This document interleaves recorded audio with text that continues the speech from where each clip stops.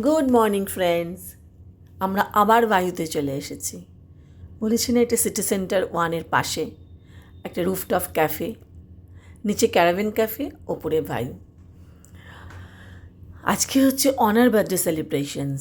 অনামিকা birthday চলে গেছে 2 মাস আগে, কিন্তু আমরা এত ব্যস্ত সেই কারণে করা হয়ে ওঠেনি। তাই বলি কি বার্থডে সেলিব্রেশনস হবে না, এটা হয়, দেরি হতে পারে, বাট হবেই। আমরা আগেই পৌঁছে গেছিলাম। সবসময় ভেন্যু সিলেক্ট করার দায়িত্ব আমার উপরেই পড়ে।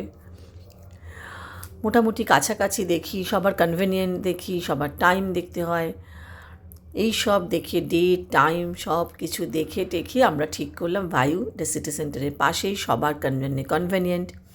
তারপরে এত সুন্দর করে বানিয়েছে, অ্যাম্বিয়েন্স অলসো ভীষণ নাইস। আর এখন এই অল্প ঠান্ডা, এটাতে কিন্তু রুফটপে বসতে দারুণ লাগে ওপেন এয়ারে। তাই আমরা চলে এসেছিলাম এখানে।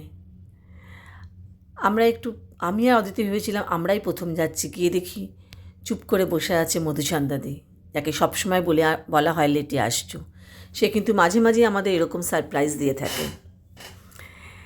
এই যে অনা, মিতা আমাদের সবাইকে বলে গেছে র্যাম্প ওয়াক যেন একবার হয়, ক্যাট ওয়াক তোমরা করবে।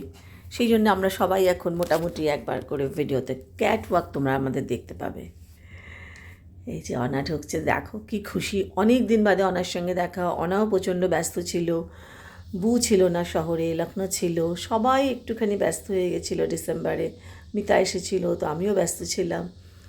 তো সব কিছু মিলিয়ে আমাদের এখন জানুয়ারি মাসের শেষের দিকেই প্রায় সময় করা গেল। বাট ঠিক আছে, তাতে মজা কিছু কম হয় না। আর এই যে এই জায়গাটা তোমরা আমার আগেও ভিডিওতে দেখেছো, এটা দেখলেই আমার কেমন যেন সে হেলেনের ডান্স পিয়াতু ওই জায়গাটা মনে পড়ে যায়। ঠিক একই রকমভাবে এটা বানানো যেন মনে হয়।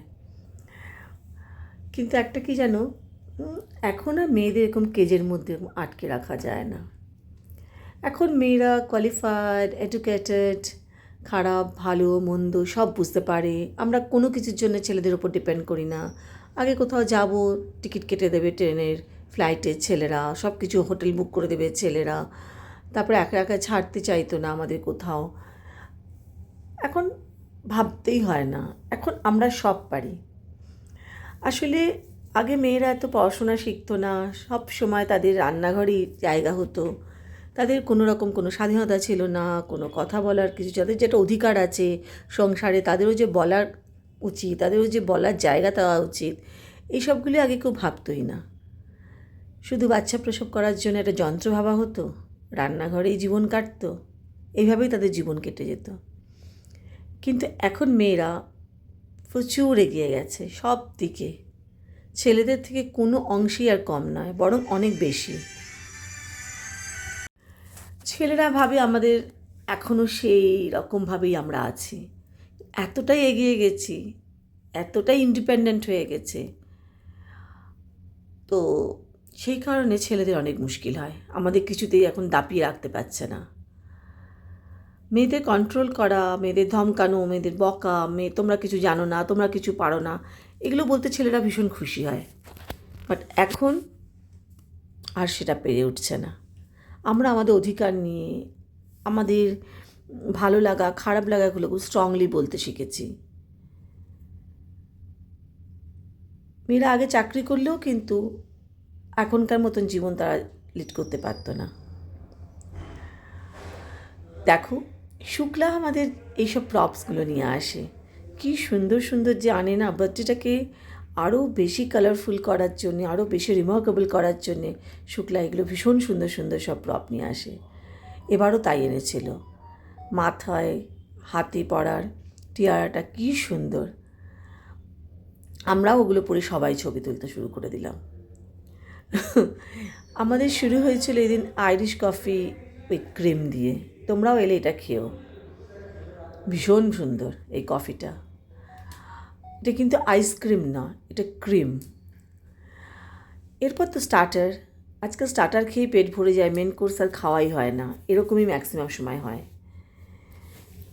এখানে অনেক ডিফারেন্ট টাইপের খাবার আছে যেগুলো আমরা খাই না, আমরা স্কুইড খাই না, আমরা পক খাই না, বাট এখানে যারা খেতে পছন্দ করো সেই ধরনের খাবারও এখানে আছে। কিন্তু এখানকার সব থেকে ভালো হচ্ছে এখানকার অ্যাম্বিয়েন্স। বানিয়েছে অসাধারণ। থ্যাংক ইউ ভাস্কর অ্যান্ড ভাস্করের ওয়াইফকে। ভীষণ সুন্দর বানিয়েছ। এরকম একটা জায়গা ভীষণ দরকার। কোজি, রুফটপ, বাড়ির কাছে। আমার ঠিক এই রকমই একটা পছন্দ ছিল জায়গা, আর সেটা হয়ে গেছে আমার বাড়ির আশেপাশে। তো আই এম হ্যাপি।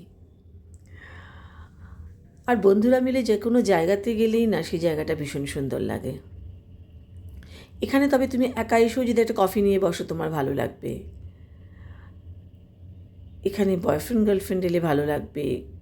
ভীষণ রোম্যান্টিক অ্যান্ড কোজি জায়গা। আমাদের বন্ধুরা যখন মিট করে তখন তার আগে থেকেই ঠিক করা হয় কে কী জামা কাপড় পরবো, কে কী করবো। মেয়েদের অনেক টপিক থাকে ডিসকাস করার অ্যাকচুয়ালি। আমরা কারেন্ট অ্যাফেয়ার্স নিয়েও ডিসকাস করি, আমরা পলিটিক্স নিয়ে ডিসকাস করি, আমরা রান্না নিয়ে ডিসকাস করি, আমরা বাচ্চাদের নিয়ে ডিসকাস করি, সব কিছু নিয়ে ডিসকাস করি। ভাস্করকে বলেছিলাম একটা কমপ্লিমেন্টারি কেক বা একটা ছোট কিছু ব্রাউনি এরকম কিছু তুমি আমাদের অ্যারেঞ্জ করে দিও, কারণ কেক আজকাল আমরা এত বড় কেউ খেতে পারি না। তো ভাস্কর দিয়েছিল, মনে রেখেছিল। থ্যাংক ইউ ভাস্কর, আমাদের বার্থডেটাকে আরও সুন্দর করে দেওয়ার জন্যে। খুব সুন্দর করে প্লেটের মধ্যে ওনার নাম লিখে খুব সুন্দর করে দিয়েছিল। দেখো কেক কাটিং চলছে। লখনৌ থেকে আমাদের সবার জন্য এনেছিল লখনৌ চিকেন। অনারটাও এই দিনকে অনা পেয়ে গেল, পিচ কালারের, খুব সুন্দর দেখতে। অনাকে খুব সুন্দর দেখতে, বিউটিফুল। অনার চোখ, অনার হাইট দারুণ। আমাদের গ্রুপের মধ্যে অনা হচ্ছে সব থেকে ছোট। আর বাট এজটা যে কিছুই নয় সেটা আমরা বারবার বুঝতে পারি। মনটা আমাদের একদম রয়েছে এখনও বাচ্চা। দিল তো বাচ্চা হয়েছি। প্রচণ্ড মজা করলাম। নেক্সট আবার কবে দেখা হবে সেই সব নিয়েও আলোচনা চলে।